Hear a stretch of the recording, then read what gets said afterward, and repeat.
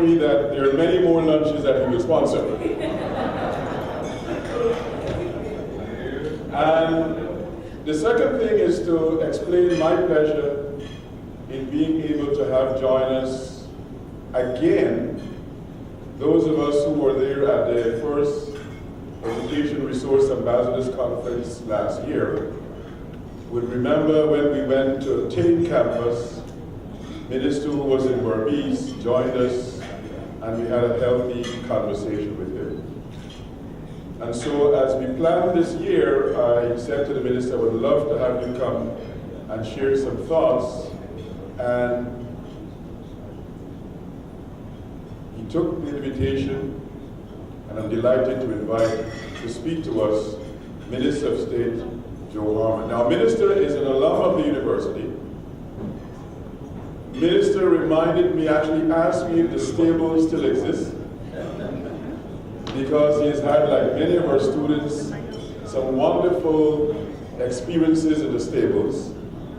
And I leave it to him to reminisce, if he'd like, about some of his experiences as a student at our university. Please join me in welcoming Minister of State, Honorable Joseph Harmon.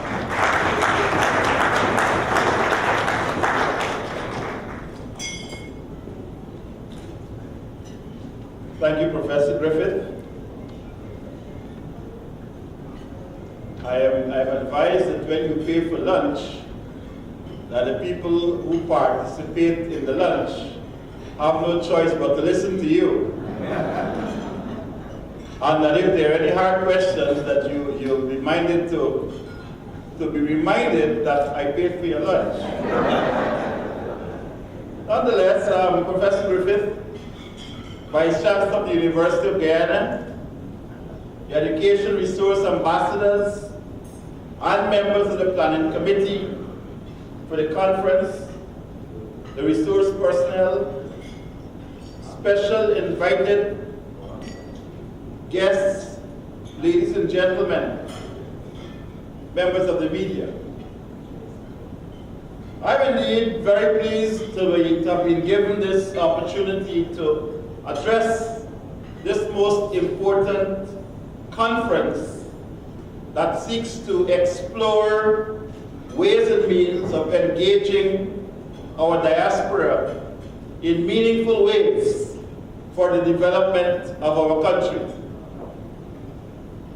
I am also mindful that you have had several persons who have presented on the diaspora and government's policy in that regard, and so I would not wish to repeat what it is that they said, but to give you a perspective that I believe will be important for you to understand. I see Mr. Michael Broderson here, who is the lead person, as I understand it, in the Ministry of Foreign Affairs that deals with diaspora issues. I understand, too, that Vice President Greenwich should have given some remarks, and if he hadn't done so, I'm sure that Mr. Broderson would have represented his minister very well at this forum. I wish, however, at the outset to commend the Vice Chancellor and the administration of the University of Guyana for this initiative, which is indeed an effort to move from dreaming diaspora engagement to doing diaspora engagement. I have no doubt that its culmination in the establishment of the Diaspora Engagement Center will help to provide more structured and meaningful engagement of our people in the diaspora. I also think that the expressed intention to provide a neutral arena of engagement will be most useful. And I recall at the beginning of this conference when Professor Griffith was speaking, and he said that what he hoped was that the University of Guyana will be neutral ground where ideas can be exchanged, where views can be exchanged, in an atmosphere that is conducive to that. I look forward to that myself. I look forward to going on the campus and debating the opposition. I look forward to going to the campus and debating civil society on issues which affect us as the Guyanese people. I look forward to going there and defending government's policy on issues which affect us as a country. So I look forward to this neutral space where we can go and have ideas exchanged without the usual rancor sometimes which is associated with our debates in the National Assembly. But I do look forward to that, and I challenge Vice Chancellor Griffith to create that space, that the government will help you to create that space, because we believe that in the fertilization of ideas, that Guyana will be a better place emerging out of it. Mr. Chairman, I would also like to applaud and commend the efforts of the education resource ambassadors and the support groups who just this morning, I understand, held their second conference and are committed and working assiduously to improve the physical infrastructure of our university campus and the quality of its curriculum. The last time when I had the opportunity to meet with you at TAIL, I lamented the fact that our university needed not just a single boost, but a very strong boost of finance to ensure that the infrastructure of the university can be placed at a level where when we look at the university, we can be proud to say, this is my alma mater. And I would like to see that happening, at least during this term of office, and while I still hold this position as a Minister of State.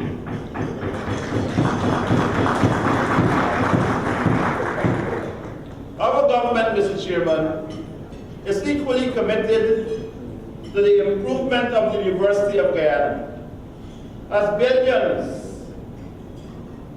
of dollars, $4.3 billion and $2.9 billion were allocated to the university operations in 2016 and 2017, respectively.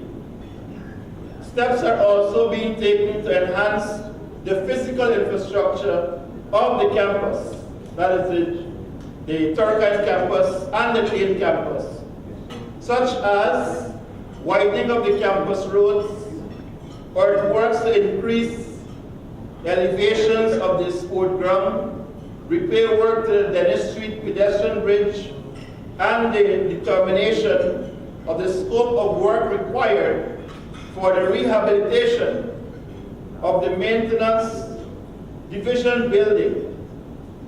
The Ministry of Public Infrastructure has also completed measurements for the rehabilitation and improvement of the campus parking lot at an estimated cost of $36 million. I wish to assure you that these efforts to provide resources for the improvement of the academic level and physical infrastructure of our university will continue.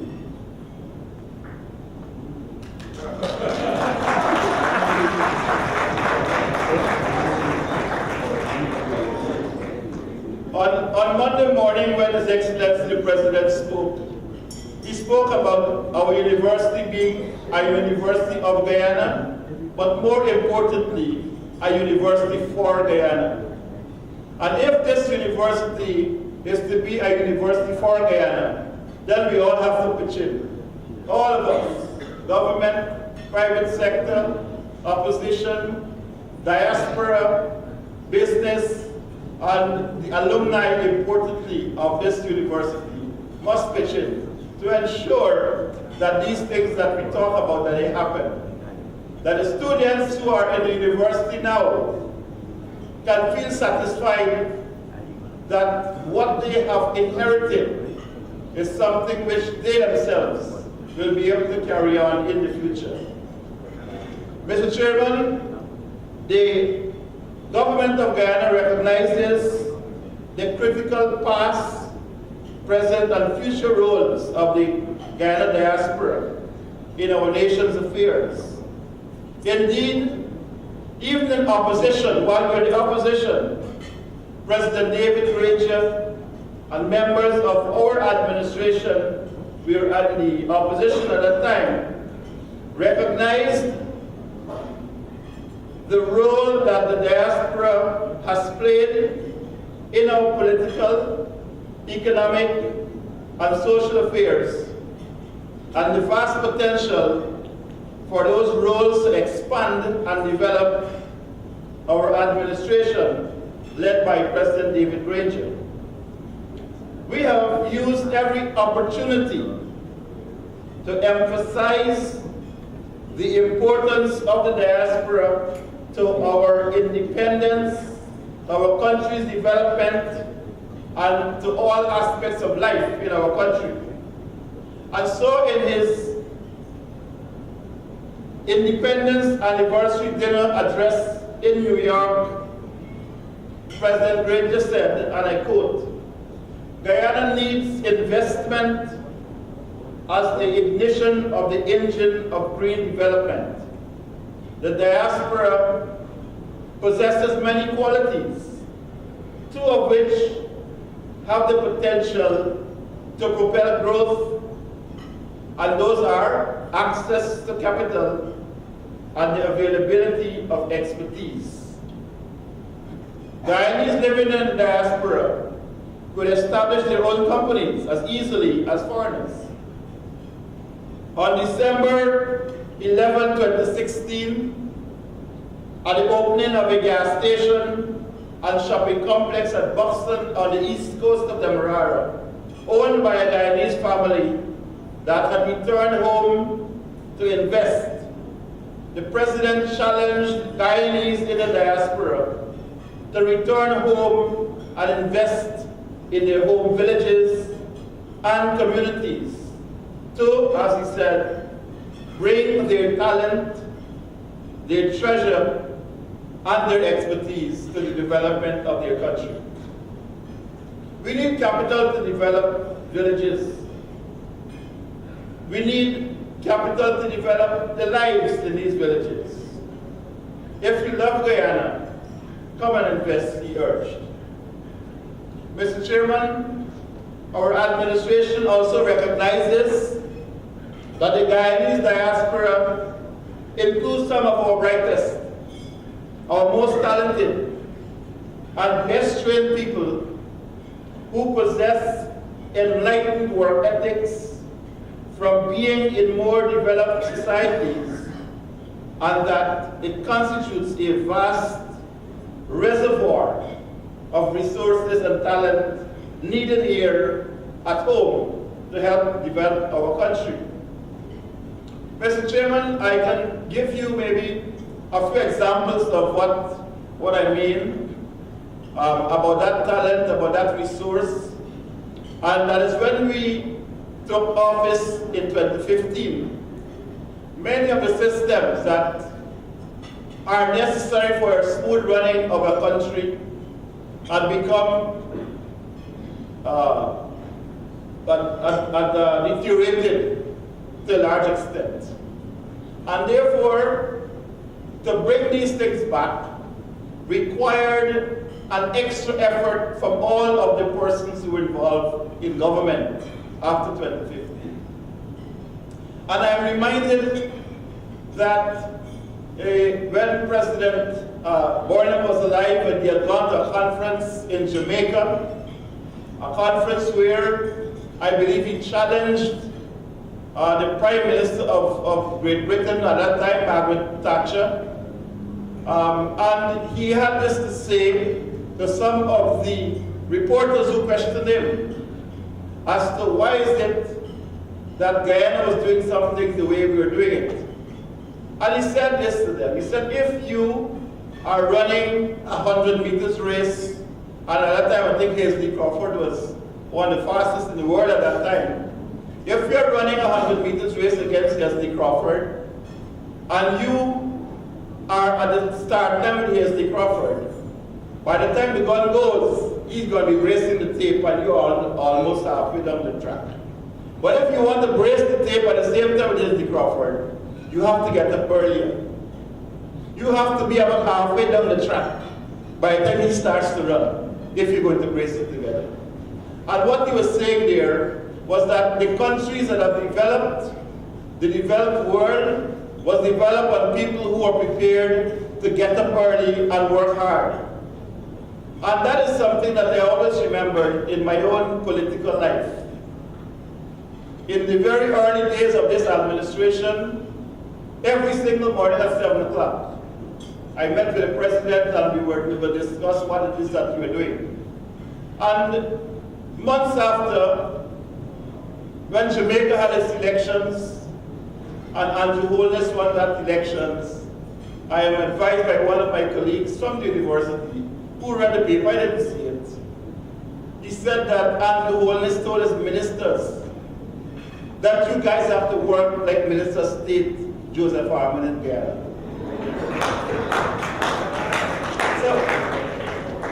So at least there is some virtue in hard work and getting up early to do that and working hard for your country. At least somebody recognizes it, even if it's not recognized in your own country. And it's, Mr. Chairman, it is for these reasons that from the commencement of our administration, our government has sought ways and means of meaningfully engaging the diaspora, including the further development of what was known as the Guyana Diaspora Project, which was launched in 2012, with the express objective of streamlining in a sustainable manner the interactions and relationships between the government of Guyana and the Guyanese diaspora.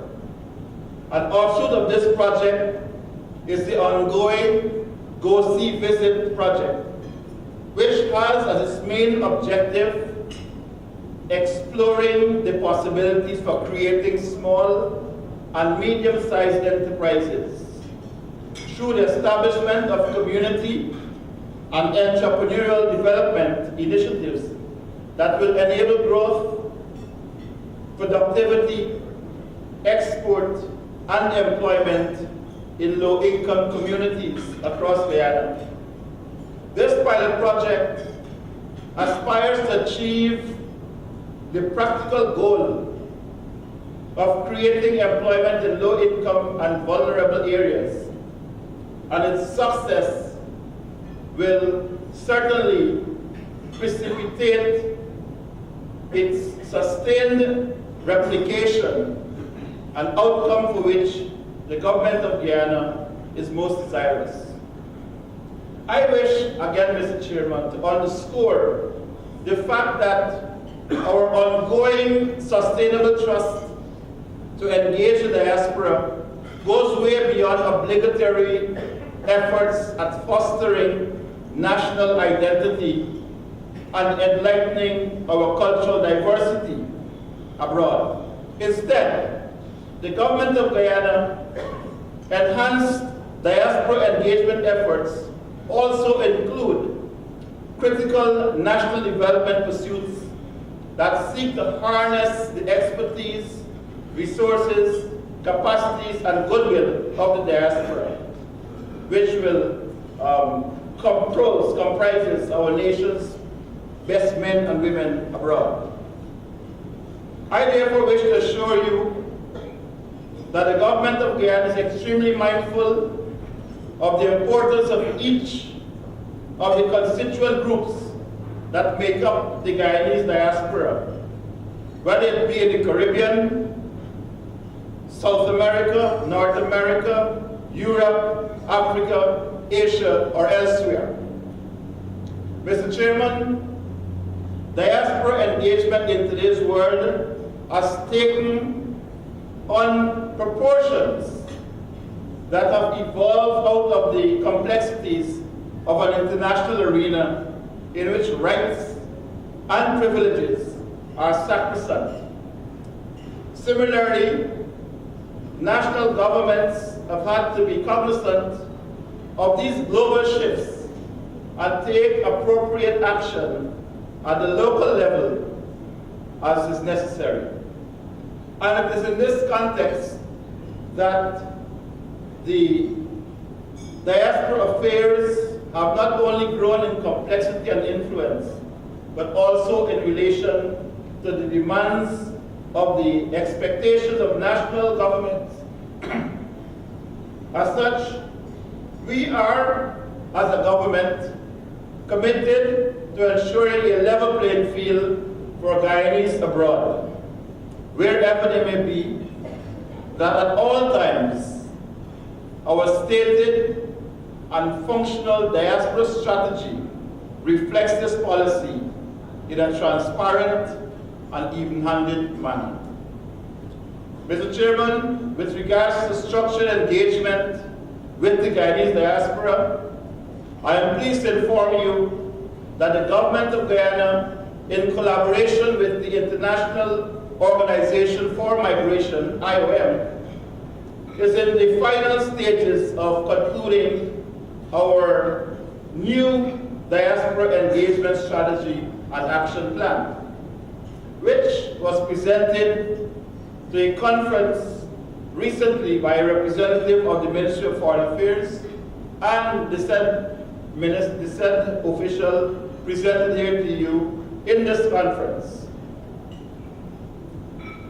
And this strategy and action plan, we believe, will formally guide our relationship with the diaspora as we strive towards achieving the Sustainable Development Goals in 2030 and beyond. This comprehensive policy, ladies and gentlemen, will, upon completion, not be a dormant white paper.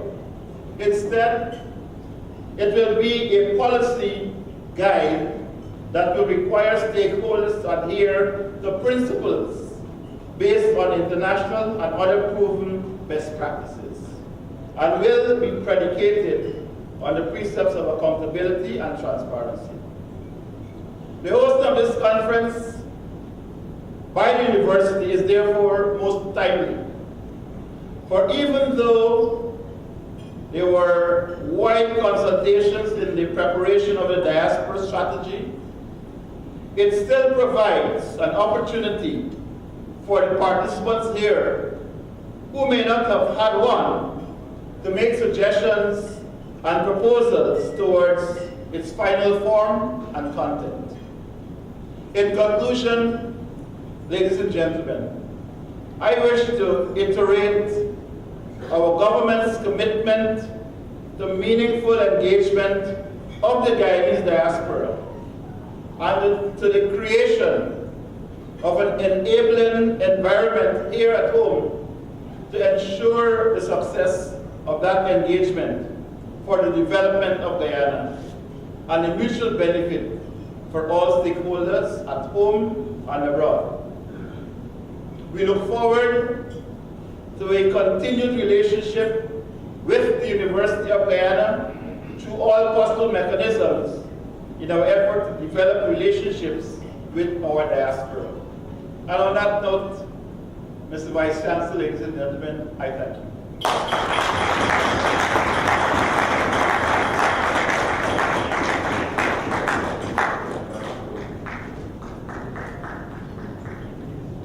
Another round of applause for Honorable Joe. Now, I don't want the minister to leave here feeling bad that no one has a question or comment. So we're going to take a round of questions and or comments following the format we've adopted. That is, one question, one brief comment, so that we can maximize the opportunities to participate in engagement. So let's see if there is any on this side first, in the front section. If not, we'll go to the back section.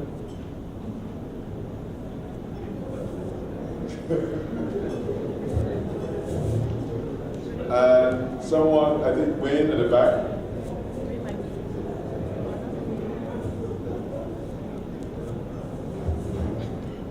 Good afternoon, Minister Harmon. Thank you for that wonderful presentation. My name is Wayne Ford, and you know my passion and my commitment to diaspora engagement. Since nobody asked a question, I figure I should. And my question is based on a point you just raised about the diaspora engagement strategy and the fact that the final version is being completed by the government, but you also indicated that we shall have an opportunity to provide input to that document in the policy area. So if you will be so kind as to let us know how we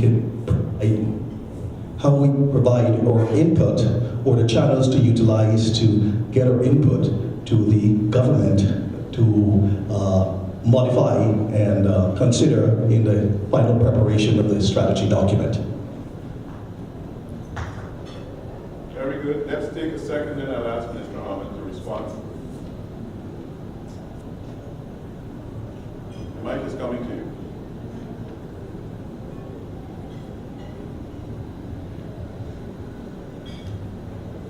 Thank you very much, Minister Harmon, for your impressive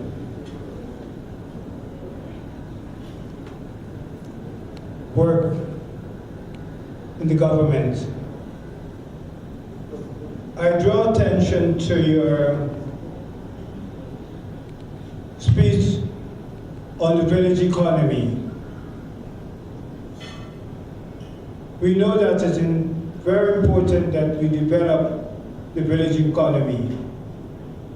And I also make reference to the example that you gave in Buxton, the example of the gas station in Buxton. But what I want to remark about is that a few years ago, I took the opportunity of responding to the President's offer to return to the village and help to develop the village economy. And by so doing, I established a sewing establishment in Buxton. That sewing establishment is still to be recognized by the government, although we have employed about 11 female in the village.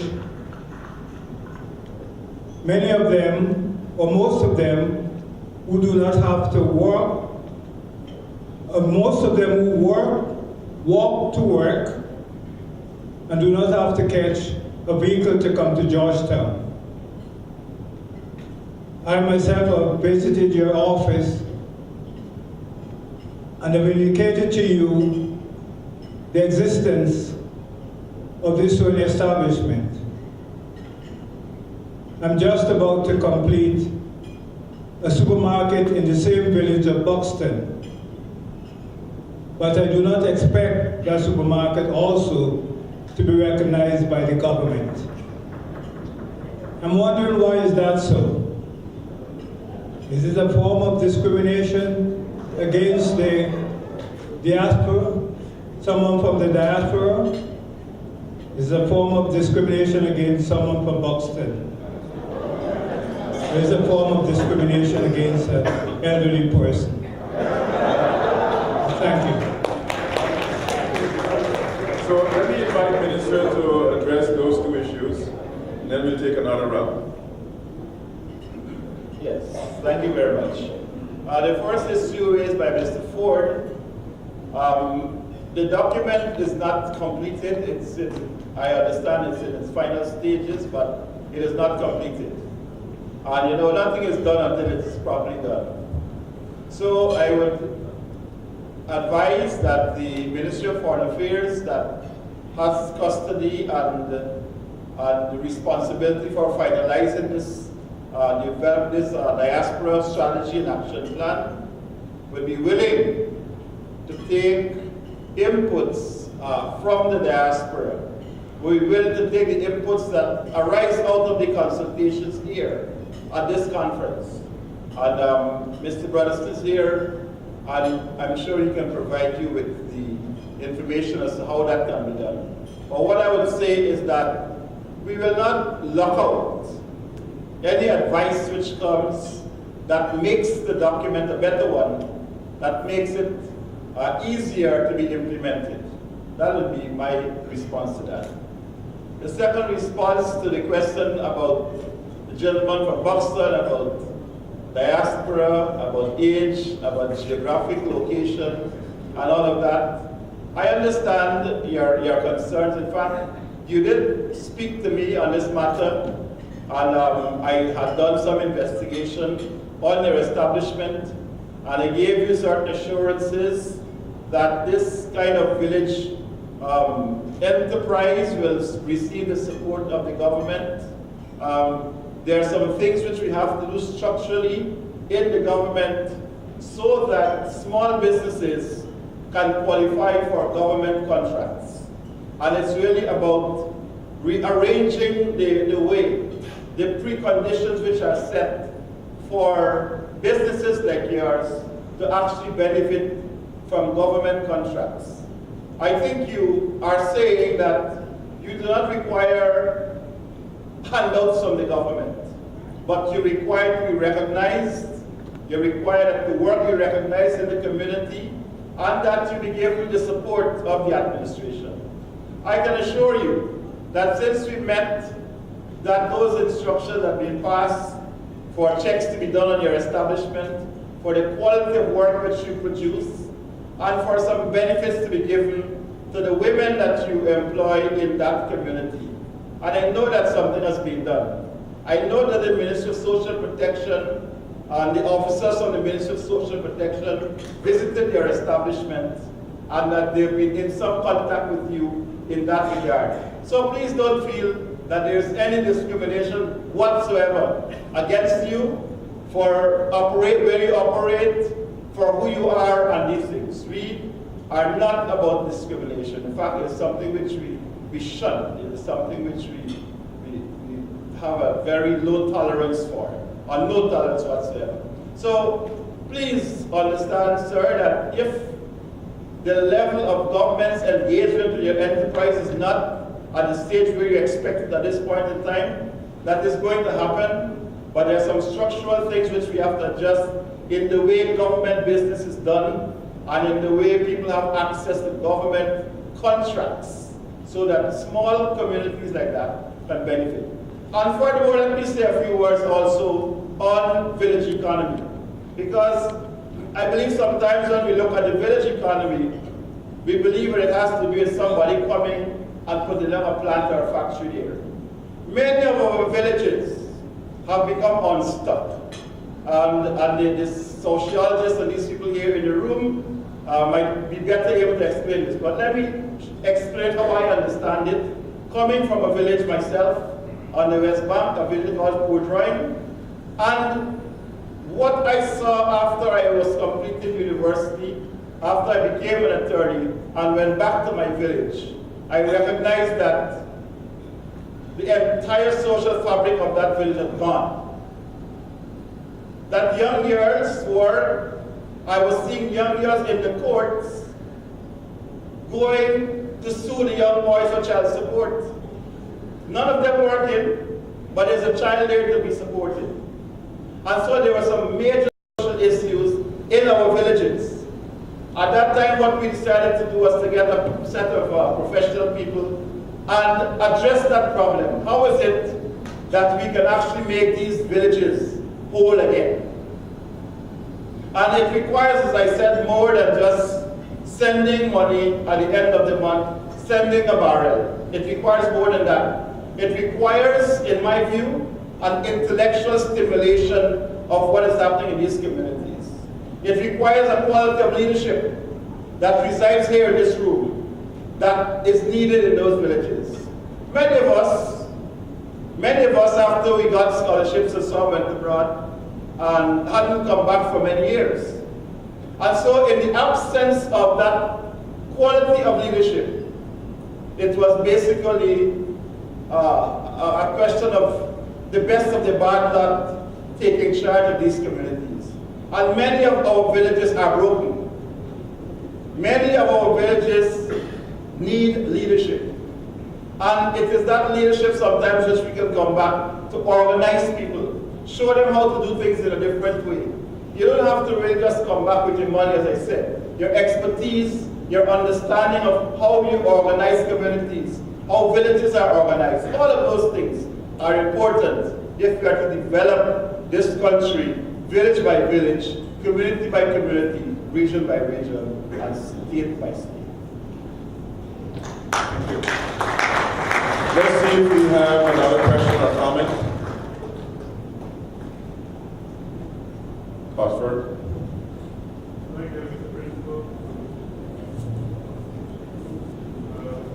Minister Harmon, thank you for being here.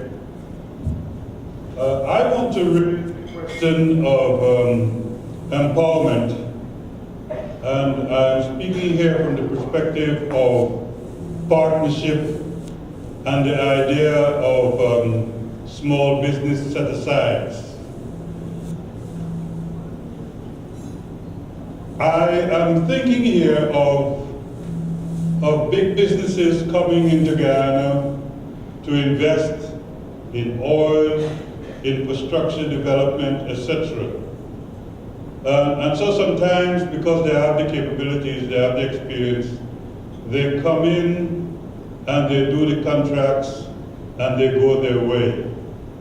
And there's no benefit of the transfer of knowledge, capabilities, and most of all, to leave some of that contract money here.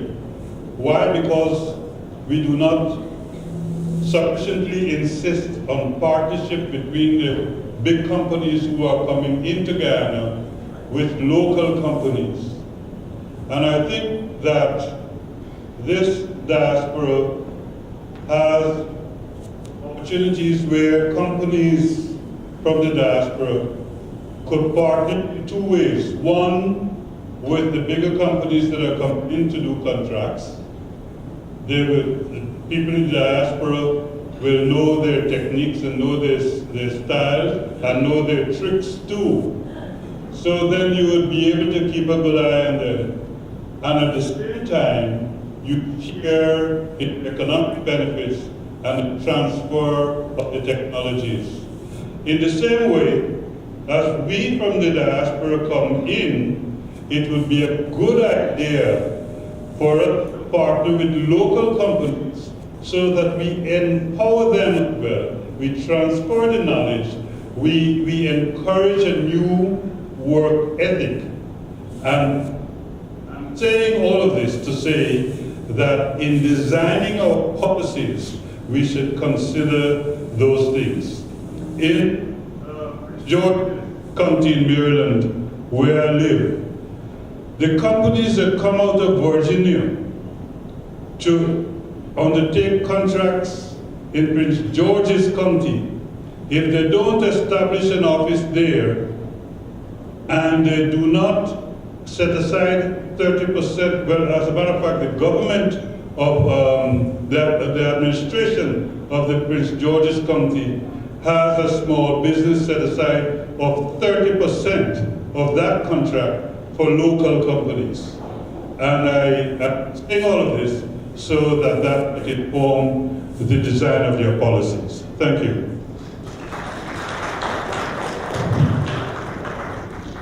Well, thank you, Mr. Roberts. It's good advice, and certainly it is something that that we will take in going forward.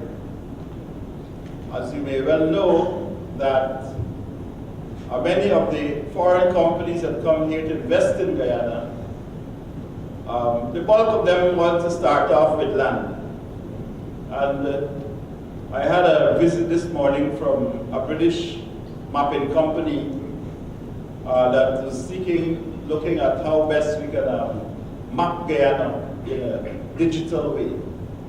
And I had reason to say to them that land in Guyana is a resource that will always have pressures from development, from conservation, and from many other issues, human expansion of human communities and so on.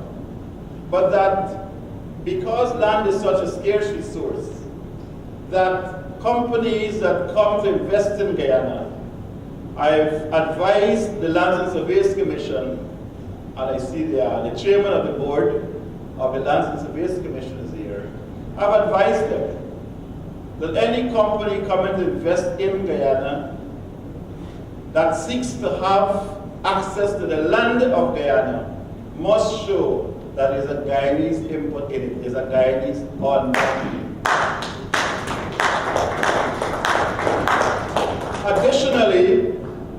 Additionally, there are some laws in our country that require a certain element of business to be addressed as small business. I think 20%, because what you speak about 30, in our law, the Small Business Act speaks to 20% of contracts that must be awarded to small businesses. And now in the administration, we are looking at ways and means as to how that can be accomplished. And so we are working on that as well. So that the question of the involvement of Guyanese people in business that's coming into Guyana, what I want to give you this assurance that we are looking out for Guyanese.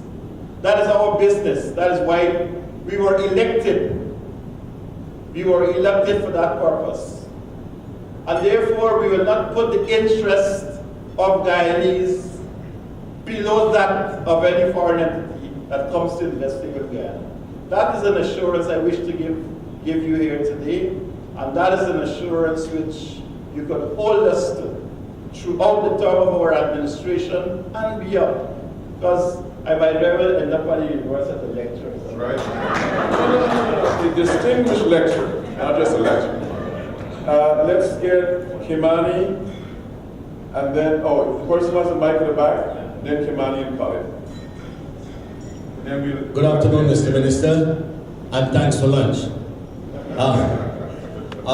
Mr. Minister, when you were the campaign manager for APNO, and I know the General Secretary also, we have worked alongside each other in Florida, Queens, and Brooklyn, and it was a pleasure, and I learned a lot from you.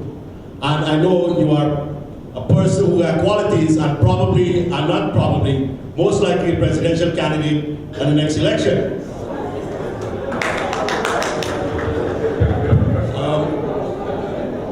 I know I've met with you and bumped into you on many occasions, especially in Berbice, where I'm from. And I know you had do the flag raising ceremony in Berbice at the 23rd, I think 26th of, no, it was the 23rd of February, I think. I was in the country then. And also, I want to make sure to remind you that Berbicians are coming up strong. You know, with infrastructure and projects and other ministries, you know, we are looking forward for you, Minister of State, to shed some light again in Berbice, because you have did a wonderful job with the chairman of Region 6 to answer him appropriately. He gasped, he thought, and he was trying to punch you, as he said, in the ribs. Remember that one? Yeah. Right when he came back strongly, but you supersede him with answering the question of the estate, the sugar workers issue, the rights. Okay.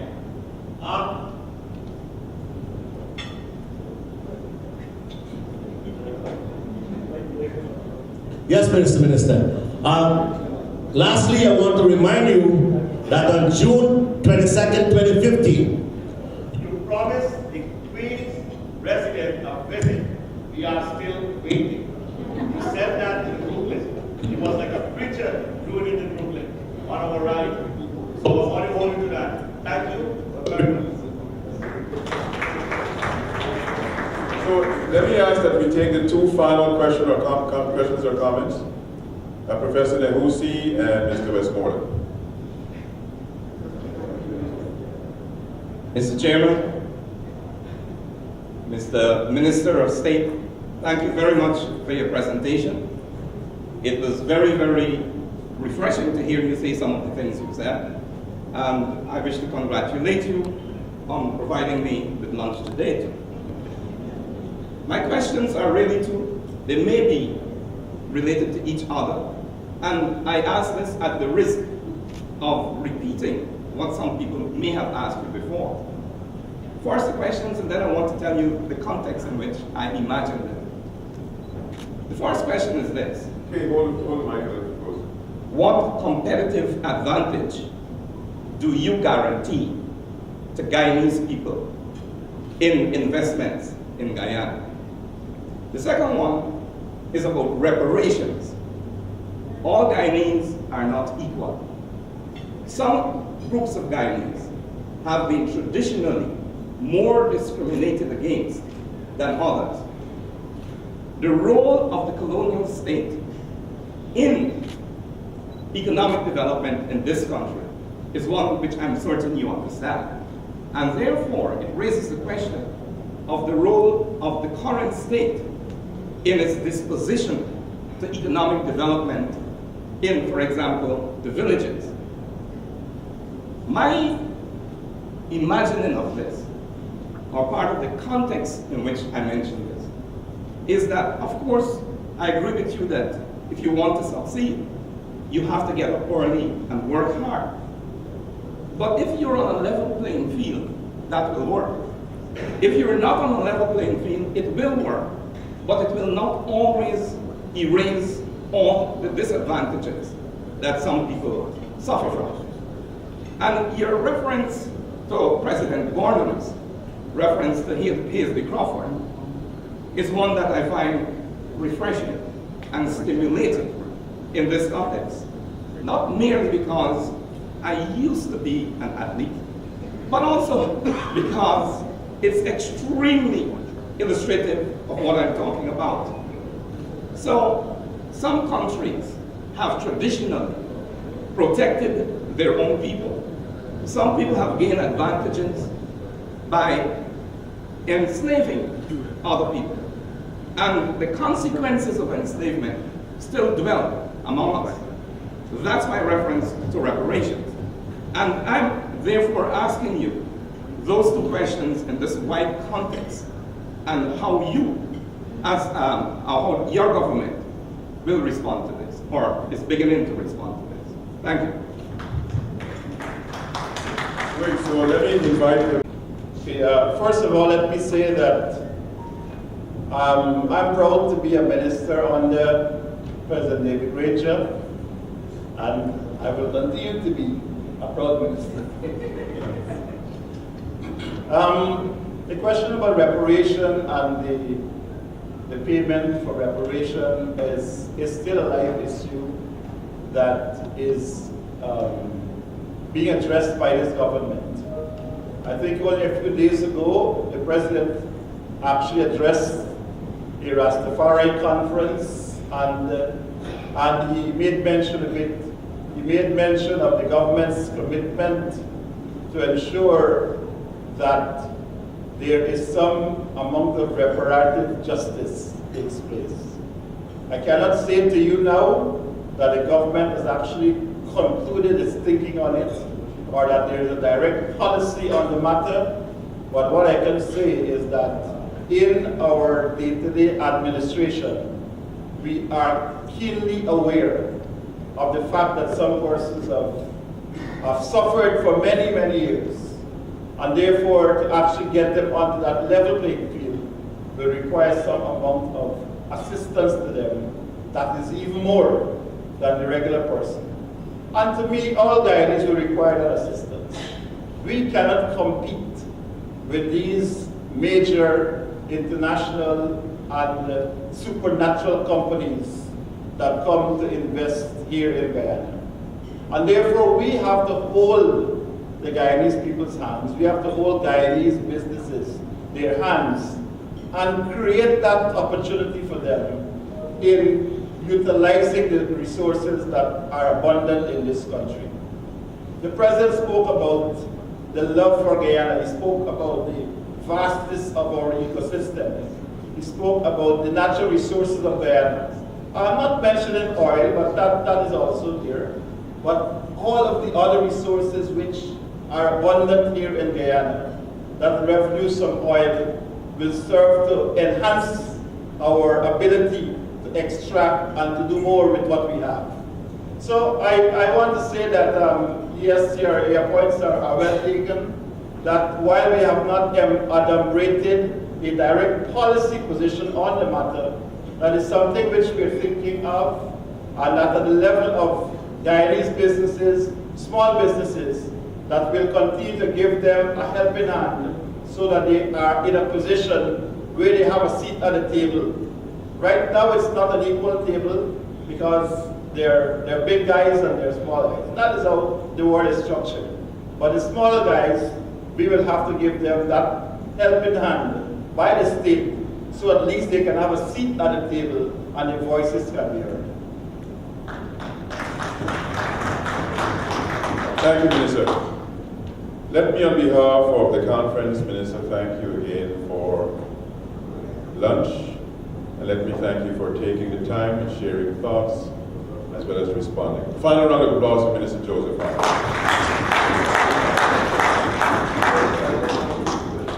I'm going to ask that as the Minister makes his departure for another commitment,